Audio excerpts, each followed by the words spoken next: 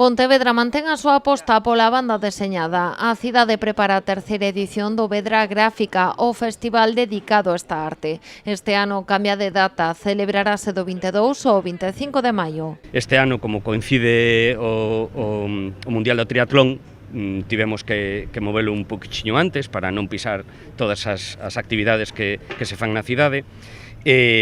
Bueno, vamos a ter realmente un elenco de autores e autoras de banda deseñada de primeirísimo nivel. Durante o festival pasarán pola cidade autores de primeira liña de cómic nacional e internacional. Estarán en Pontevedra Jaime Martín, Javi Rodríguez, Javi Rey, Alicia Jaraba, que realizará unha masterclass no Teatro Principal, Paula Mayor ou Teresa Valero. Vai a ser un festival de banda deseñada internacional, no sentido que van a pasar aquí figuras consagradas, ¿no?, do cómic internacional, e a nos encantanos que en Pontevedra pasen cousas e que pasen cousas con trascendencia que supere, non, a propio Galicia e o Estado. Vedra Gráfica levará as súas propostas a diferentes puntos da cidade. O epicentro volverá a ser a carpa que se instalará na Praza da Ferrería. A gran carpa na Praza da Ferrería, co Obélix xigante,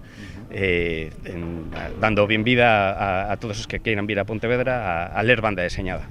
Un evento moi interesante con casetas de ventas para editoriais e para librerías de Pontevedra, e con presentacións e charlas que anunciaremos en breve cando teñamos todo na páxina web. Ademais, a Fundación Moldes acollerá unha exposición de orixinais dos últimos libros de Corto Maltés. A Casa Consistorial abrirá as portas ao público para visitar unha mostra de 40 orixinais do coleccionista Jaume Baquer, e o espazo Nemo Non será o escenario da exposición da obra de Teresa Valero.